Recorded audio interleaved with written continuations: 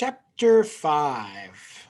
Chapter 5 looks at the how all of those basic building blocks, how they enter into the metabolic pathway and provide us all the energy that we so desire. Okay. We have glycolysis. Glycolysis is the first step of cellular respiration. But glycolysis can also stand alone. Glycolysis can be part of the lactic acid pathway. Okay. Whether it's aerobic or anaerobic, because that's what lactic acid pathway is. Just put anaerobic here in parentheses.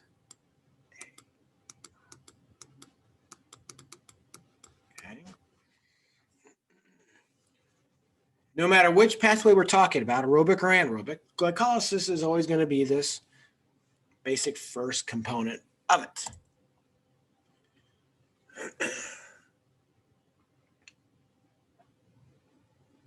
When we look at the first step, the first basic beginnings of metabolism, okay, this is just the first step into a number of different chemical reactions that help to make things, help to break things down.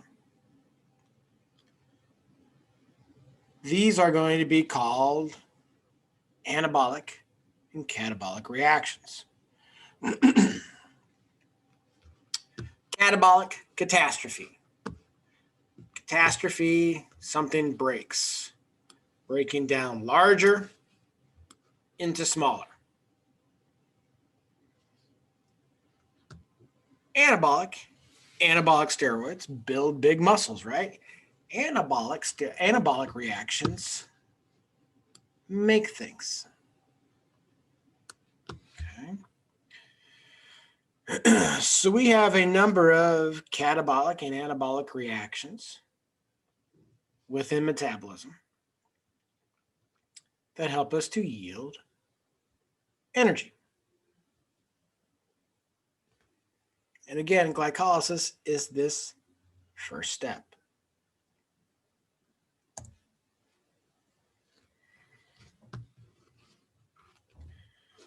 Catabolic reactions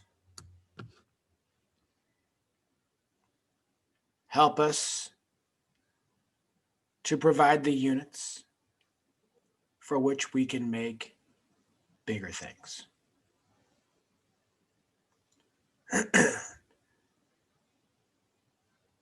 I need components from a protein.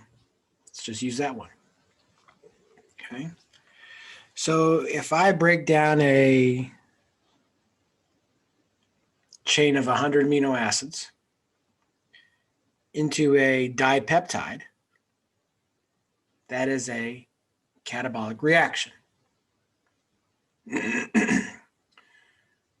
Those dipeptides then are going to be utilized in an anabolic situation because they're going to be then utilized to help build things within a cell or make energy within a cell. This breakdown of glucose into glucose 6-phosphate, glucose 1-phosphate, fructose 1,6-bisphosphate, all of those chemical reactions, okay, are those oxidation reduction reactions that we gave that term in the last unit. They are the steps of glycolysis. Glycolysis is like 6 steps. Citric acid is 1, 2, 3, 4, 5, 6 steps. Electron transport chain is 1, 2, 3, 4, 5 steps, depending upon how you go about describing it. Oxygen is the best way to make a huge amount of energy. Okay. So in order to get the most out of glycolysis, if we're talking about the complete breakdown of glucose, then I need oxygen. And then this anabolic pathway, or I'm sorry, this lactic acid pathway is not ideal. If you've ever exercised really hard for any length of time, you know this. If I was to ask you all to turn on your cameras and run in place as fast as you can at the same intensity as you start to the same intensity at the end for, let's say, 5 minutes, that would be fun to watch for me, because you all wouldn't be able to do it. You don't have enough energy to maintain that type of very expensive, from an ATP standpoint, exercise. Now, if I asked you to sit there and run in place as hard as you can for 30 seconds, hell yeah, you all could do that.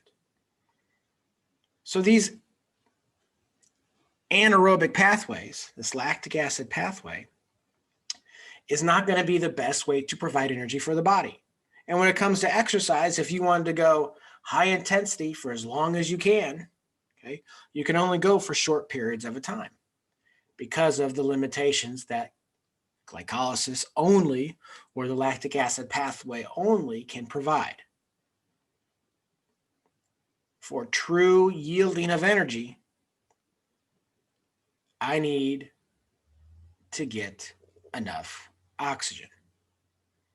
I need to get the mitochondria involved. So the best way to yield a huge amount of energy is with the utilization of oxygen to get me the complete breakdown of carbohydrate into useless crap. This is what aerobic cellular respiration is. Okay. The first step of that process is glycolysis.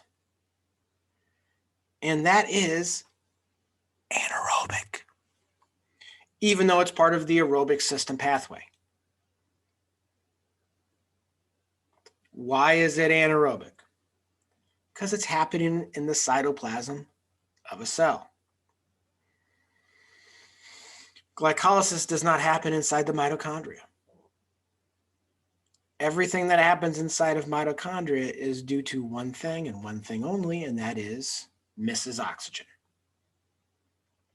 So the only way I'm going to get a whole buttload of energy from this process is if I get oxygen involved. That's going to help truly yield a lot of energy, truly be as much catabolic as it is going to be helping to drive the building up of stuff anabolic. ADP plus a phosphate makes something that's smaller into something bigger. And that's what this whole thing is going to be for. So when we start talking about the aerobic pathway here in just a handful of slides, I believe. Okay. The very first step is always going to be glycolysis. It always happens in the cytoplasm. And for that reason, it is always anaerobic, even though it's the first step of the aerobic respiration, the complete breakdown of glucose. It's the first step. If this first step doesn't happen, I can't get glucose into the mitochondria. It's too damn big. Got to break it down into smaller stuff. And along the way, I yield, shockingly, if you don't know, 2 ATP. Okay. 2 ATP is what I get out of glycolysis. Is 2 ATP enough to do anything? Not really. Especially if you're doing work.